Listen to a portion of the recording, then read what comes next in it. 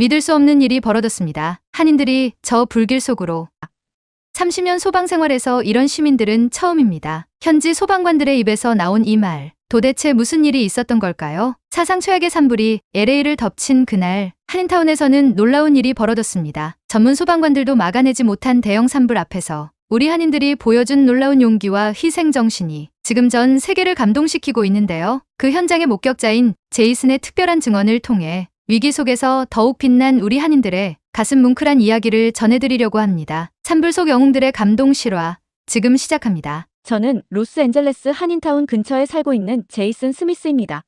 제가 이곳에 처음 이사 온 건 10년 전이었는데요. 그때는 이렇게 한인 커뮤니티와 깊은 인연을 맺게 될 줄은 상상도 못했습니다. 처음에는 그저 이웃이었던 관계가 이제는 가족 같은 사이가 되었어요.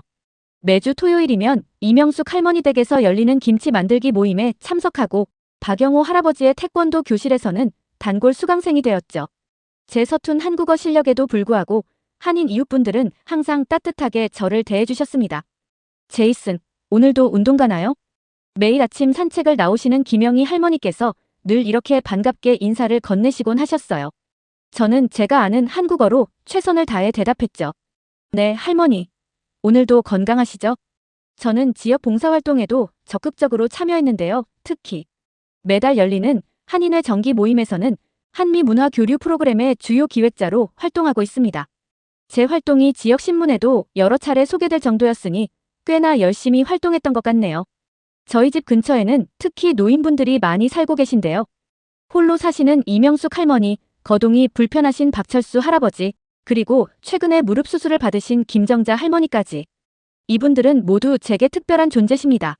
매일 아침 안부를 확인하고 필요한 것이 있는지 살피는 것이 제 일과 중 하나였죠. 특히 영어가 서툰 어르신들의 병원 동행을 자청하거나 관공서 서류 작성을 도와드리는 일도 제게는 큰 보람이었습니다. 한인회 이사장이신 박상훈님께서는 종종 제이슨이 없었다면 우리 커뮤니티가 이렇게 끈끈해지지 못했을 거예요 라고 말씀해 주셨는데요. 사실 제가 더 많은 것을 배우고 있었던 것 같아요. 올해 1월 중순, 날씨는 점점 더 건조해져 갔습니다. 우리 동네 근처의 생 가브리엘 산맥 주변은 마치 화약고와도 같은 상태였어요. 소방서에서 비상 연락망 점검과 비상용품 준비를 권고했을 때 저는 즉시 어르신들 가정을 일일이 방문했습니다. 할머니, 만약의 경우를 대비해서 중요한 서류랑 약은 항상 가방에 넣어두세요. 제가 옆집에 살고 있으니까 걱정하지 마시고 언제든 연락하세요. 이명숙 할머니 댁에서 이렇게 말씀드렸던 게 기억나네요. 그때는 이 조언이 이틀 뒤에 현실이 될 줄은 꿈에도 몰랐습니다. 사실 우리 동네의 지형이 산불에 특히 취약하다는 걸 저는 잘 알고 있었어요. 제가 소방서에서 자원봉사를 하면서 배운 건데요. 동쪽의 생 가브리엘 산맥에서 건조한 바람이 불면 불길이 순식간에 주거지역까지 번질 수 있는 구조였거든요. 그래서 평소에도 이웃분들께 화재 예방의 중요성을 강조하고 소화기 사용법도 알려드렸습니다. 매주 화요일 한인회관에서 진행하는 안전교육에서도 제가 강사를 맡았는데요. 우리 모두가 서로의 안전망이 되어야 합니다. 라고 늘 강조했던 말이 이렇게 빨리 현실이 될 줄은 몰랐네요. 그리고 마침내 그 운명의 날이 찾아왔습니다. 1월 17일 새벽, 저는 평소처럼 조깅을 준비하며 창밖을 바라보았어요. 멀리 산맥 쪽에서 희미한 연기가 피어오르는 게 보였는데요. 처음에는 아침 안개라고 생각했지만 시간이 갈수록 연기는 짙어졌고 하늘은 점점 더 불길한 색으로 물들어갔습니다. 제 심장이 빠르게 뛰기 시작했습니다. 즉시 지역 소방서에 연락을 취했고 한인회 비상 연락망도 가동시켰어요. 이제 저희의 진정한 시험이 시작되려 하고 있었습니다. 평화로웠던 일상은 끝이 났고 생존을 위한 필사적인 싸움이 시작되려 하고 있었죠. 창가에 서서 이 모든 것을 지켜보며 저는 마음을 다잡았습니다. 그날 새벽, 저는 평소처럼 6시에 일어나 조깅 준비를 하고 있었습니다. 창밖을 보니 하늘이 이상하게 붉었는데요. 처음에는 멋진 일출이라고 생각했죠. 하지만 곧 그것이 재앙의 시작이란 걸 깨달았습니다. 이건 일출이 아니야. 저도 모르게 중얼거렸습니다. 산맥 쪽에서 피어오르는 검은 연기는 마치 거대한 괴물처럼 하늘을 집어삼키고 있었어요. 바람도 평소와 달리 유난히 강했습니다. 소방서에서 자원봉사를 하면서 배운 경험으로 이것이 최악의 조건이란 걸 직감했죠. 즉시 비상연락망을 가동했습니다. 먼저 한인회 단체 채팅방의 상황을 공유했고 곧바로 이명숙 할머니께 전화를 걸었어요. 할머니, 제이슨입니다. 지금 산불이 번지고 있어요. 어제 말씀드린 비상가방 챙기시고 제가 10분 안에 모시러 갈게요. 전화를 끊자마자 또 다른 위험이 눈에 들어왔습니다. 바람이 예상보다 훨씬 더 강하게 불어오고 있었어요. 연기도 순식간에 마을 쪽으로 다가오고 있었습니다. 시간이 없었죠. 띵동띵동. 저는 이웃집 초인종을 미친 듯이 눌러댔습니다. 김할아버지, 일어나세요. 산불이에요. 한 집 돌아다니며 주민들을 깨우기 시작했죠. 특히 혼자 사시는 어르신들이 걱정됐습니다. 그때 제 휴대폰이 요란하게 울렸습니다. 긴급 재난 문자였어요. 긴급센 가브리엘 산맥 대형 산불 발생. 한인타운 인근 주민 즉시 대피 요망. 대피소 윌셔 고등학교 체육관. 이제는 정말 시간과의 싸움이었습니다. 제 차에 먼저 비상용품들을 실었어요. 생수, 비상식량, 구급상자. 그리고 최대한 많은 담요도 챙겼죠. 대피소에서 필요할 거라고 생각했거든요. 박철수 할아버지, 서두르세요. 제가 짐 들어드릴게요. 거동이 불편하신 박철수 할아버지 댁에 도착했을 때 하늘은 이미 시커멓게 변해 있었습니다. 할아버지의 중요한 약들과 서류를 재빨리 가방에 넣고 할아버지를 제 차에 태웠죠. 그 순간 한인의 채팅방이 폭발하기 시작했습니다. 불이 생각보다 빨리 번져요. 힐사이드 쪽은 이미 대피 시작했대요. 노인정에 계신 분들은 어떡하죠? 순간 머리가 차가워졌습니다. 냉정하게 생각해야 했어요. 모두 침착하세요.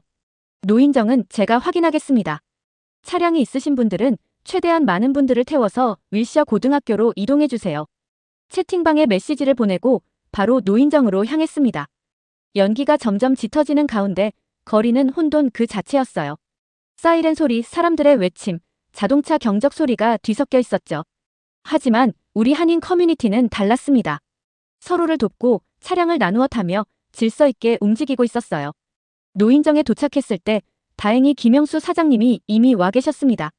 제이슨, 여기 어르신들 5분 계세요. 제 밴에 3분 모시고 갈 테니 2분만 부탁해요. 우리는 신속하게 어르신들을 차에 나눠 태웠습니다. 제 차에 타신 이명숙 할머니께서 떨리는 목소리로 말씀하셨어요. 제이슨, 우리 집 있는 데까지 불이 올까? 걱정 마세요, 할머니. 소방관들이 막아줄 거예요. 지금은 안전한 곳으로 가는 게 우선입니다. 그렇게 말씀드리긴 했지만 저도 불안했습니다. 산불은 예상보다 훨씬 빠르게 번지고 있었거든요. 대피 차량 행렬이 이어지는 와중에도 우리 한인 커뮤니티의 결속력은 빛을 발했습니다. 한 차의 자리가 나면 즉시 다른 사람을 태우고 길을 막는 차량은 재빨리 비켜주고 마치 하나의 유기체처럼 움직였죠. 윌셔 고등학교가 보이기 시작했을 때 저는 백미러로 뒤를 돌아봤습니다. 붉은 하늘 아래 우리의 평화로운 동네가 점점 연기에 잠식되어 가고 있었어요. 차 안에서 할머니들이 작은 목소리로 기도를 하시는 소리가 들렸습니다. 저도 마음속으로 기도했어요.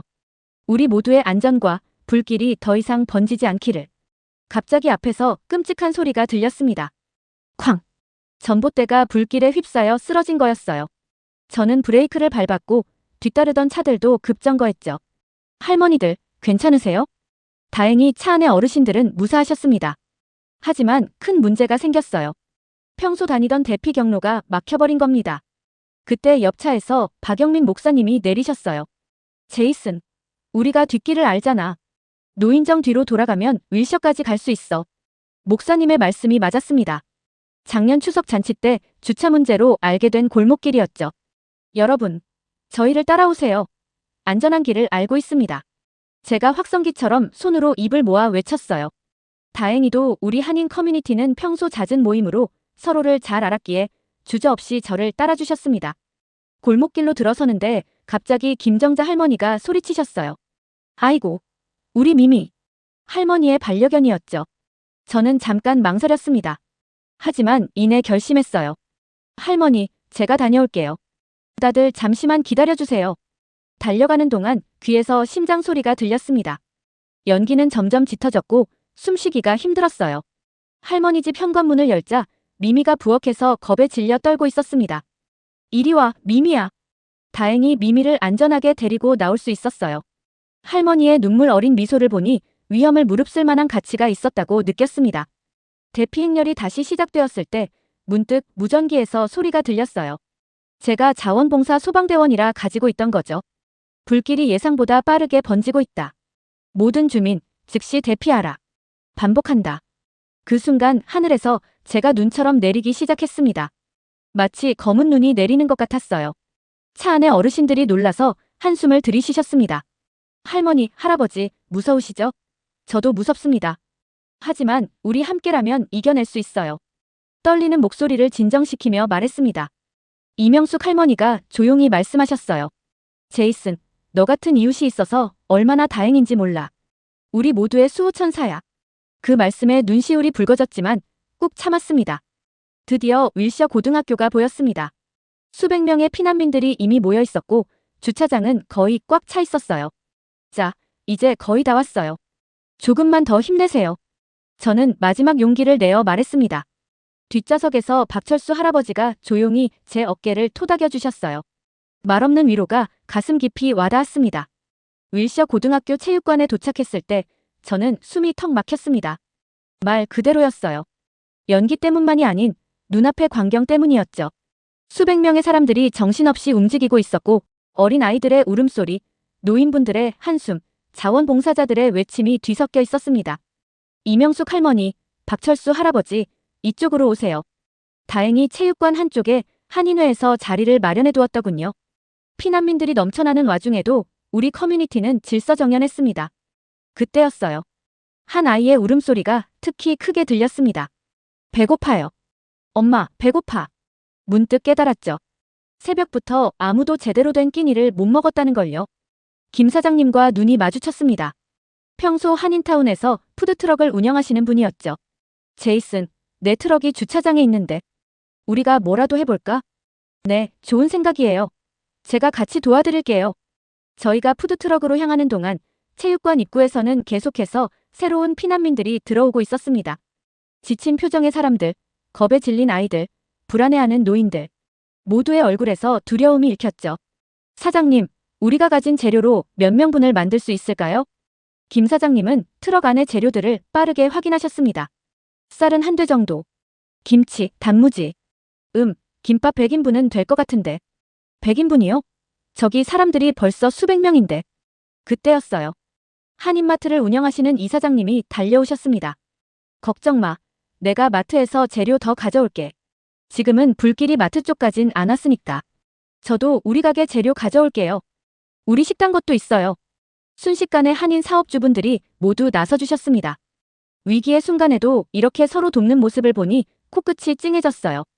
푸드트럭 주변은 금세 작은 전쟁터가 되었습니다. 청년의 아이들이 달려와 도와주겠다고 했고 주부님들은 김밥 많은 솜씨를 뽐내셨죠. 심지어 다른 커뮤니티 분들도 돕겠다고 나서주셨어요. 저는 멕시코 식당 하는데 타코 재료도 있어요. 중국집인데 만두 있어요. 가져올게요. 저희 인도 카레도 나눠드릴 수 있어요. 음식으로 하나가 되는 순간이었죠. 그런데 갑자기 체육관이 술렁이기 시작했습니다. 소방관들이 급하게 들어오더니 심각한 소식을 전했어요. 변전소가 위험합니다. 전기가 곧 끊길 수 있어요. 모두 준비하시기 바랍니다. 순간 모두의 얼굴이 굳었습니다. 더군다나 연기 때문에 창문도 제대로 열 수 없는 상황이었죠. 하지만 이번에도 우리는 답을 찾았습니다. 건설업을 하시는 김현수 사장님이 발전기를 가져오겠다고 하셨고 전자제품 대리점 하시는 분은 배터리 랜턴을 가져오셨죠. 체육관 한켠에서는 간호사 선생님들이 응급처치소를 차렸습니다. 연기를 많이 마신 분들, 스트레스로 혈압이 오르신 분들을 돌보느라 정신이 없었죠. 그런데 그곳에서도 작은 기적들이 일어났어요. 저 한의원 원장입니다. 혈압약 드실 분? 제가 의사인데 도와드릴게요. 약사인데 제가 가진 약으로 도움이 될까요? 의료진들은 서로의 전문성을 존중하며 협력했고 환자들은 차분히 순서를 기다렸습니다. 응급 상황에서도 질서가 유지될 수 있다는 게 놀라웠어요. 밤이 깊어갈수록 상황은 더욱 어려워졌습니다. 전기가 실제로 끊겼고 물도 부족해지기 시작했죠.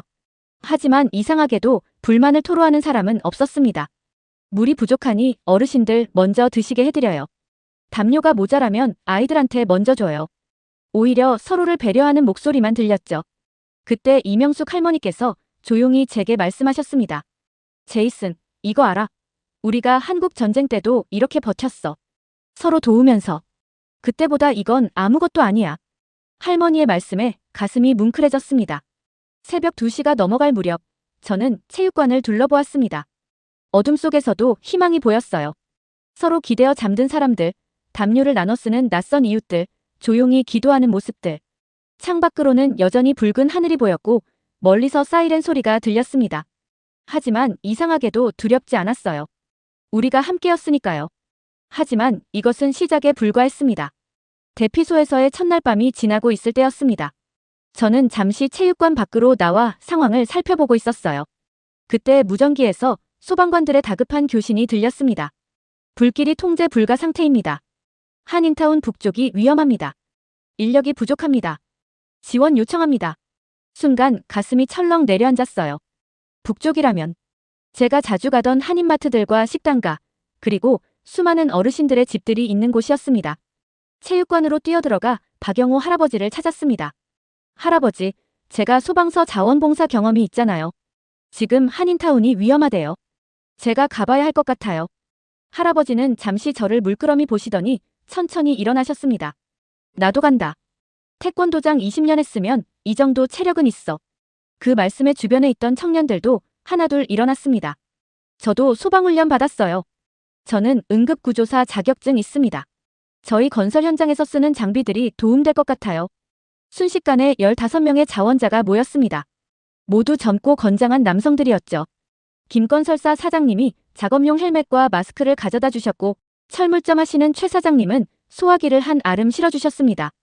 우리는 세 팀으로 나눠 움직이기로 했습니다.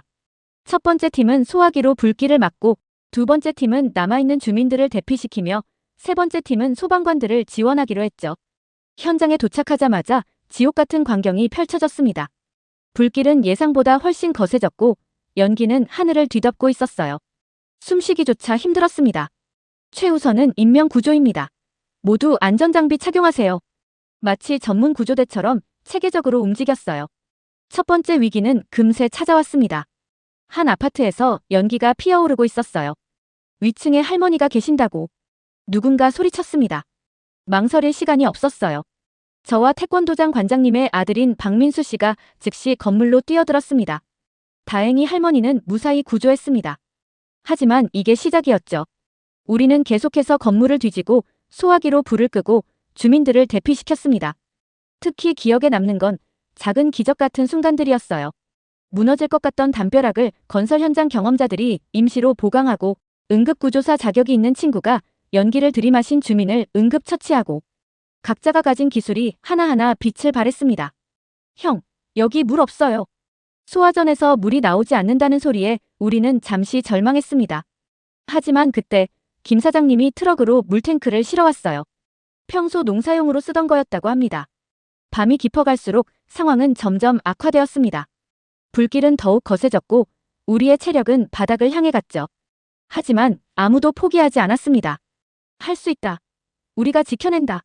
누군가 외치면 모두가 화답했습니다. 파이팅!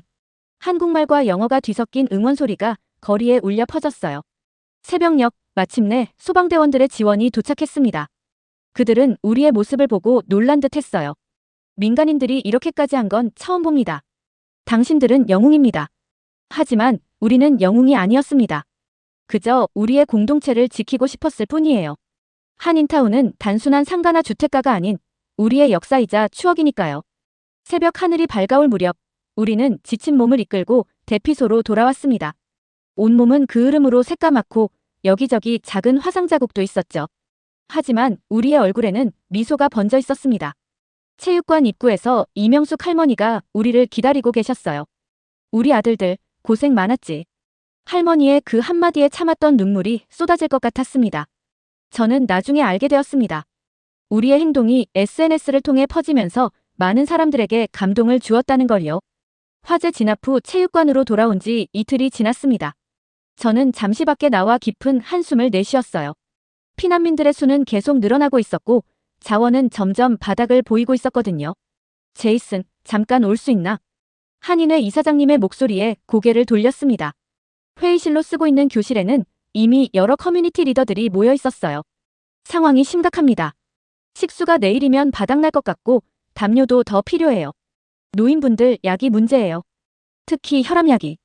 아이들 분유도 떨어져 가고. 심각한 목소리들이 오갔습니다. SNS로 도움을 요청해보면 어떨까요? 다들 의아한 표정이었지만 곧 이해하시더군요. 전날 우리가 불길과 싸운 영상이 SNS에서 화제가 되었다는 걸 아시는 분들이 계셨거든요. 그래, 한번 해보자고. 먼저 현재 상황과 필요한 물품들을 정리했어요. 그리고 제가 아는 유튜버 친구에게 연락했죠. 그는 바로 실시간 방송을 시작했고 놀랍게도 수많은 시청자들이 반응하기 시작했습니다. LA 근처에 삽니다. 제가 생수 트럭째로 가져갈게요. 저희 제약회사에서 의약품 보내드릴게요. 아기용품 업체입니다. 분유와 기저귀 지원하고 싶어요. 도움의 손길이 이어졌고 그날 저녁부터 구호 물품들이 도착하기 시작했습니다. 하지만 새로운 문제가 생겼어요. 이걸 어떻게 공평하게 나눌 것인가? 제가 아이디어가 있습니다. 김영희 할머니께서 말씀하셨어요. 옛날 우리 시장에서 하던 것처럼 번호표를 나눠주면 어떨까? 할머니의 제안대로 체계적인 시스템을 만들었습니다. 응급 환자와 노약자를 우선으로 하고 가족 구성원 수에 따라 배분량을 조절했죠. 특히 감동적이었던 건 많은 분들이 자신의 몫을 다른 사람과 나누려 했다는 거예요. 저는 괜찮으니 옆집 애기 엄마 주세요. 우리는 아직 버틸만하니 더 필요한 분 드려요. 한편 체육관 한쪽에서는 특별한 공간이 만들어졌습니다. 바로 마음나눔센터였어요. 심리상담사 선생님들이 자원봉사로 찾아와 피해자들의 이야기를 들어주셨죠. 특히 인상적이었던 건 10대 청소년들의 활약이었습니다. 그들은 자발적으로 노인분들의 심부름을 해드리고 아이들과 놀아주고 심지어 작은 공연도 열었죠. 이런 작은 순간들이 모여 우리를 지탱해 주었습니다. 누군가는 매일 아침 체조를 가르쳐 주셨고 또 누군가는 아이들을 위한 미니 학교를 열었죠. 한 달이 지났을 때 우리는 놀라운 통계를 접했습니다. LA 카운티 전체 대피소 중에서 가장 효율적으로 운영되는 곳으로 선정된 거예요. 그렇게 한 달이 더 지났습니다. 산불은 여전히 완전히 진압되지 않았지만 우리는 더 강해져 있었어요. 더 이상 두렵지 않았습니다. 우리에겐 서로가 있었으니까요. 체육관 밖으로 나와 하늘을 올려다보았습니다. 여전히 멀리서 연기가 보였지만 그 속에서도 햇살은 비치고 있었어요. 마치 우리의 모습 같다는 생각이 들었습니다. 어떤 어둠 속에서도 희망은 있다는 걸 보여주듯이요. 오늘도 아침이 밝았습니다. 대피소 생활이 어느덧 3개월째에 접어들었네요. 창밖을 보니 여전히 멀리서 연기가 피어오르고 있었지만 더 이상 두렵지 않았습니다. 우리는 이미 충분히 강해져 있었으니까요. 체육관 한켠에서 아침 체조가 시작되고 있었어요. 이제는 일상이 된 광경이죠. 태권도 사범님의 구령 소리에 맞춰 어린아이부터 노인분들까지 모두가 하나 되어 몸을 움직입니다. 하나, 둘, 하나, 둘, 파이팅. 한국말과 영어가 뒤섞인 구령 소리가 체육관에 울려 퍼졌습니다. 그때 소방서장님이 찾아오셨어요. 얼굴에 피곤한 기색이 역력했지만 희망적인 소식을 들고 오셨더군요. 산불이 80% 진화됐습니다. 여러분의 집으로 돌아갈 날이 얼마 남지 않았어요. 환호성이 터져 나왔습니다. 하지만 동시에 묘한 감정이 들었어요. 이곳에서의 시간이 단순한 피난이 아니었다는 걸 우리 모두가 알고 있었거든요. 소방서장님은 이어서 말씀하셨습니다. 사실 제가 온 이유는 따로 있습니다. LA 소방국에서 여러분의 공동체를 특별 표창하기로 했어요. 민간인들이 보여준 최고의 재난 대응 사례로 기록될 겁니다. 박수 소리가 이어졌지만 우리는 알고 있었어요. 이건 누군가의 공이 아닌 우리 모두의 이야기라는 걸요. 그렇게 대화를 나누고 있을 때 갑자기 체육관 문이 활짝 열렸습니다. 소방관들이 들어오는데 그들의 표정이 환했어요. 방금 산불이 완전히 진압됐습니다. 다음 날 귀가를 준비하는 사람들로 분주했습니다. 하지만 뭔가 달랐어요. 단순히 헤어지는 것이 아니었거든요. 매주 일요일 우리 집에서 김치 담그는 모임이에요. 다들 오셔야 해요. 다음 주부터 태권도 교실이 다시 시작되는데 이번엔 타코도 준비할게요. 추석에는 더 큰 잔치를 해야겠어요. 다 같이. 이제는 피난민도 이웃도 아닌 진정한 가족이 된 우리였습니다. 체육관을 나서기 전 마지막으로 둘러보았습니다. 문득 처음 이곳에 왔던 날이 떠올랐어요. 그때의 두려움과 불안이 이렇게 희망과 사랑으로 바뀔 줄은 몰랐습니다. 그리고 저 멀리 새로 피어나는 새싹들이 보였죠. 이제 우리 동네로 돌아갈 시간입니다. 하지만 이번엔 달라요. 그냥 동네가 아닌 우리 모두의 참된 보금자리로 말이죠. 여러분, 오늘의 감동 사연은 여기까지입니다. LA 산불 속에서 하나 된 우리 한인들의 이야기를 보시면서 많은 분들이 마음이 따뜻해지셨을 것 같습니다. 지금 이 순간에도 힘든 시간을 보내고 계실 분들이 계실 텐데요. 여러분의 따뜻한 위로의 한마디씩 꼭 댓글로 남겨주시면 그분들에게 너무나도 큰 힘이 될 것 같습니다. 우리 모두가 함께라면 어떤 어려움도 이겨낼 수 있다는 걸 오늘 제이슨의 이야기를 통해 느끼셨을 테니까요. 오늘 이야기가 마음에 드셨다면 좋아요 한번 눌러주시는 것도 잊지 말아주세요. 여러분의 작은 관심과 응원이 더 좋은 사연을 찾아내는 원동력이 됩니다. 시청해주셔서 감사합니다.